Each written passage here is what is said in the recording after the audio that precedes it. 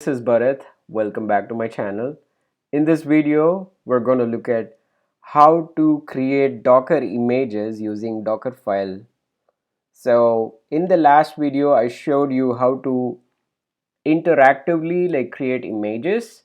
So in this video, I'm going to show you a very simple example. So this might be even too simple for you, but then I just wanted to just give you a glimpse of how it works. So let's jump right in. So this I showed you even in the last video. So I am actually using an EC2 instance to basically uh, run Docker and then just play with Docker, and you can install Docker Desktop if you want. And I also set up security groups in a way that I can hit this EC2 instance IP and port 80 because I'm going to be running like a static web page inside a container, and then just I will be I'll be trying to get to that web page from my laptop. For that I need some firewall rules in place, so I set that up as well. Okay, so in the last video, like I said, we basically installed Docker and we started it and created a static web page, and we created a container, and we copied the static web page, just a simple index.html, into the container. It's like similar to deploying an app, and then we pushed the image to Docker Hub, like public registry. So that's what we did. So today we're just going to look at how to use Dockerfile actually, and then using Dockerfile how to create an image. And Dockerfile is just a text file with instructions to basically create a container. So what we do is we have a Dockerfile. Using Dockerfile we create images, and then using images we create containers. So Dockerfile is basically, it contains like the steps to create the container, but then Dockerfile cannot be used directly, so we create an image out of it, and and then we use the image to basically create the containers. And the steps in Dockerfile are kind of uh, very intuitive. So you can see that there is a from keyword, which basically specifies which basic Docker image we're going to use. Like in this case, I'm using like Apache Web Server HTTPD. I'm using the latest tag, so whatever latest version they have on Docker Hub, that's what it's going to pull. And I will be copying, like, again, a simple static web page index.html into a certain directory, which is the default directory for Apache Web Server. So I am already logged into my EC2 instance, and I started my Docker. So we can run like a systemctl status Docker. You can see that the Docker is running. It's pretty simple. The demo is like too simple. So okay, so as I mentioned, we're going to just create a Docker file, and Dockerfile exactly contains um, the two lines that I showed you in this slide, which is, okay, what's the base image and what else do I want to do, right? Basically, so to create the image, right? So this is the Docker file. Okay, so now what I'm going to do is also just show you the index.html. So right now, let's say if I went to the browser, and then I can actually show you that there is nothing running in my on my host, so there is no containers. I made sure I cleaned up everything and no images either, right? So we saw all these commands a while ago. So there is an image, so we could even remove this actually, just so we are sure. So, and this is the command to remove an image. So now even that one is clear, right? So that is good.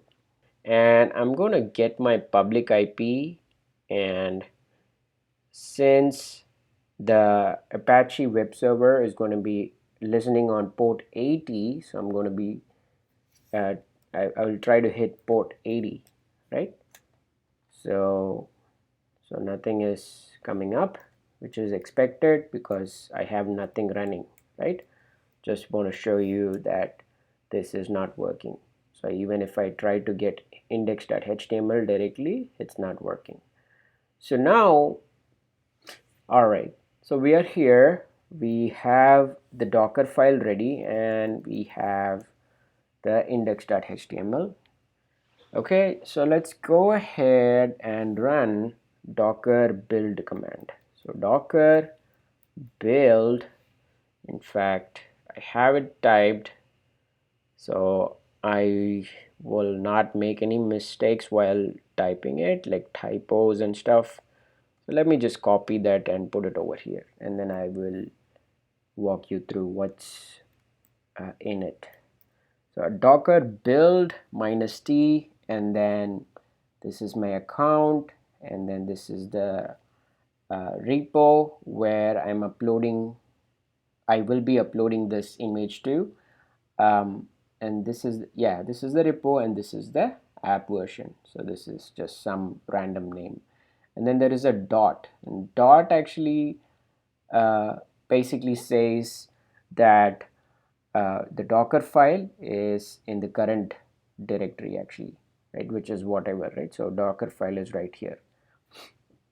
So I'm gonna run this, and then it's basically showing you all the steps which are part of this Docker file, right? So it says, okay, this is the context and sending it to Docker daemon, and then step one is pulling this httpd latest tag from Docker hub, and then finally copying this index.html into this guy actually, so into this directory, and then so image is built, and then it is successfully tagged. So if I do a docker images, now you will have these two things.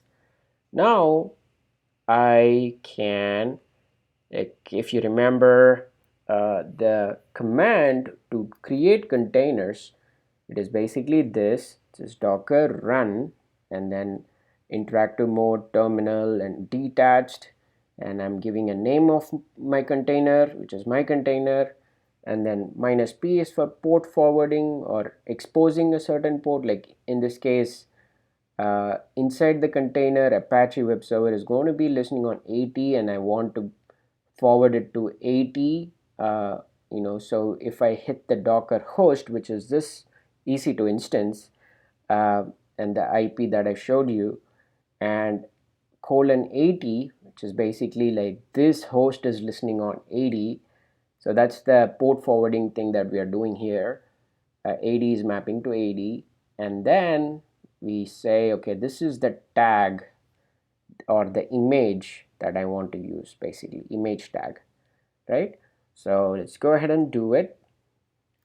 Okay, so what's wrong? Okay, so there's one little typo, even though I copied and pasted it, which is okay. So this is name, and that, I think that should take care of it. Okay, so now the container has been created.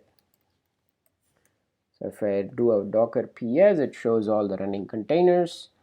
It's got ID, name, etc., etc.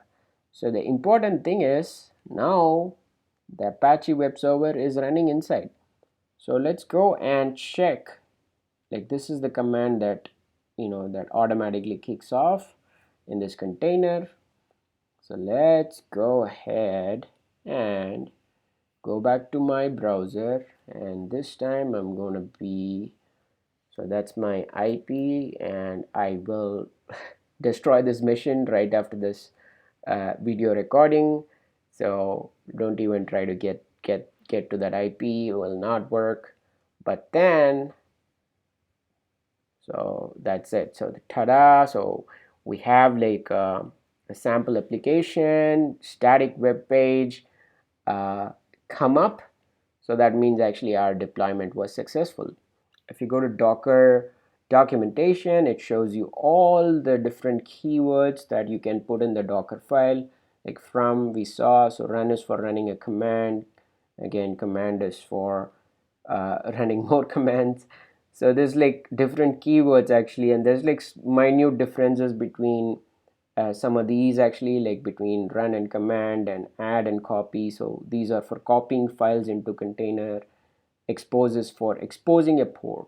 So in our case actually we ran the run command, and in the command line we did this, but we could also just do a expose 80 in Dockerfile, and that will pretty much do the same operation. Yeah, so do go to Docker documentation and check out all these different keywords like entry point, and if you want to attach volumes you can do that. What is the working directory, etc., etc. So I will leave the link of this documentation in the description, and this is a quick tutorial. I hope you find it useful, and I will see you guys next time, and thank you, and subscribe. Also like, share, and comment my videos, and thanks for all your support.